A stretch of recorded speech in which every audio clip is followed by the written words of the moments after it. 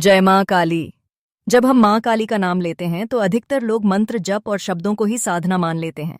लेकिन माँ काली की सबसे गहरी और शक्तिशाली साधना तब शुरू होती है जब शब्द समाप्त हो जाते हैं और साधक मौन में प्रवेश करता है।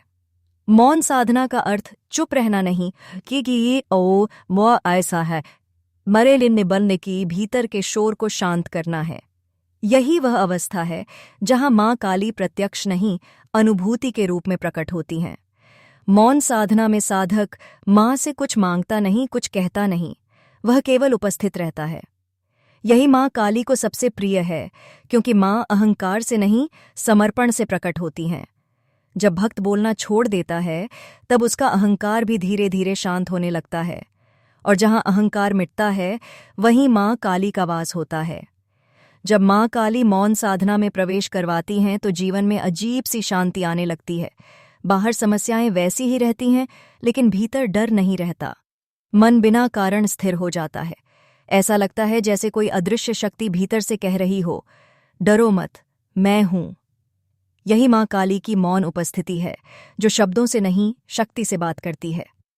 मौन साधना के दौरान कई बार ऐसा होता है कि साधक को कोई दर्शन नहीं होते, कोई दृश्य नहीं दिखता, लेकिन भीतर गहरा परिवर्तन होने लगता है। पुराने दुख, पुराने भय, पुरानी यादें अपने आप बाहर आने लगती हैं और धीरे धीरे समाप्त हो जाती हैं। ये माँ काली का कार्य है। वे बाहर कुछ नहीं देती, वे भीतर की अशुद्धियों को जलाती हैं। माँ काली और मौन साधना का सबसे बड़ा रहस्य ये है कि इसमें साधक को कुछ करने की आवश्यकता नहीं होती। बस बैठना होता है, सांस को देखना होता है और माँ की उपस्थिति को स्वीकार करना होता है। यही कारण है कि मौन साधना कठिन लगती है, क्योंकि इसमें दिखावा नहीं, केवल सत्य बचता है, और सत्य का सामना हर कोई नहीं कर पाता। जब शब्द खत्म होते हैं तब माँ काली की शक्ति जागती है। उस समय न मंत्र की आवश्यकता होती है, न विधि की। केवल एक भाव पर्याप्त होता है, माँ, मैं पूर्ण रूप से तेरे समर्पण में हूँ। इस अवस्था में साधक को जो मिलता है वह कोई वरदान नहीं, बल्कि स्वयं माँ की उपस्थिति होती है, और यही सबसे बड़ा आशीर्वाद है। मौन साधना करने वाले भक्त धीरे धीरे समझ जाते हैं कि माँ काली शोर में नहीं, सन्नाटे में बोलती हैं।